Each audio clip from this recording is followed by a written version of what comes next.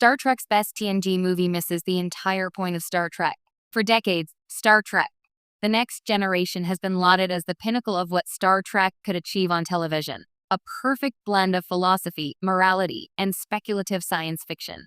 Captain Picard and his crew didn't just explore space. They explored the human condition, dissected ethical dilemmas, and questioned what it truly meant to be sentient. So, naturally, when TNG transitioned to the big screen, fans expected cinematic storytelling that expanded these philosophical horizons while retaining the core identity of the franchise. And yet, among the TNG movies, even the most praised one, the fan favorite, misses the point entirely. Yes, Star Trek. First Contact 1996 is widely considered the TNG movie's peak. It delivers tension, excitement, and a visually stunning depiction of the Borg. For many, it's the quintessential Picard adventure, combining personal stakes with galactic peril. But here's the problem. In trying to give the franchise a blockbuster sheen, it prioritizes spectacle over introspection. And in doing so, it undermines the very essence of Star Trek's ethos. At the heart of Star Trek lies the idea that space is a mirror, reflecting humanity back to itself. Every alien encounter, every moral dilemma, is less about defeating a physical enemy and more about understanding ethical and philosophical truths. TNG excelled at this on television. Episodes like The Measure of a Man or Dharmic didn't feature high-stakes explosions or chase sequences, yet they resonated deeply because they challenged our notions of personhood, communication, and morality. When the crew faces the Borg in First Contact, the narrative leans heavily on physical danger, ship invasions, phaser fights, and the looming apocalypse of Earth's assimilation. The philosophical element is present, but it's mostly window dressing. Picard's personal struggle with the Borg does offer emotional depth, but it's framed more as trauma-revenge drama than as a meditation on identity and ethics. In essence, the movie forgets that the Borg, terrifying as they are, should primarily serve as a lens through which to explore human fears and choices, not just a monstrous villain to defeat. Moreover, the film's pacing mirrors a summer blockbuster formula rather than a thoughtful sci-fi narrative. There's little room for quiet reflection or dialogue that lingers on the questions TNG thrived on.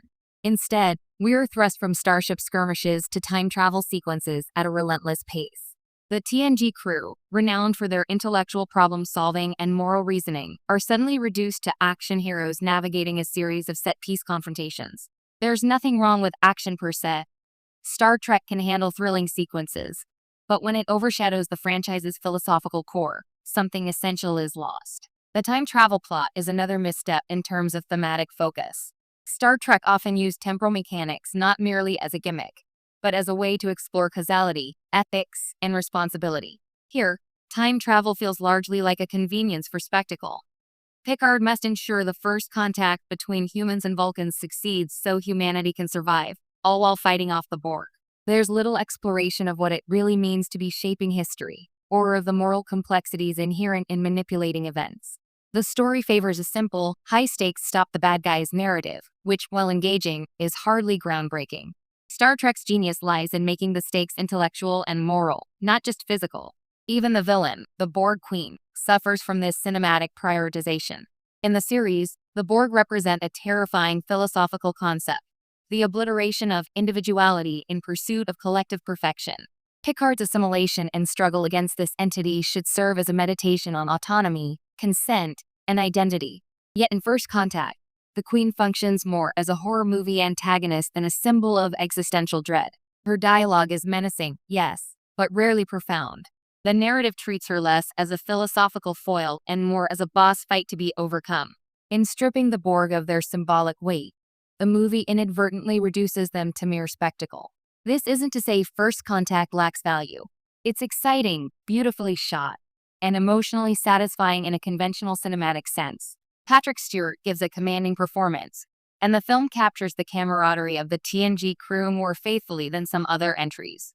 But when one measures it against Star Trek's original mandate, to probe the human condition and challenge audiences to think, the film falls short. It's a lesson in how cinematic pressures can transform a deeply philosophical series into a thrilling but philosophically shallow blockbuster. Ultimately, Star Trek First Contact exemplifies a recurring tension in Star Trek adaptations, the struggle to balance spectacle with reflection. Fans flock to the movie for the thrill, the special effects, and Picard's redemption arc, and these elements deliver. Yet beneath the action,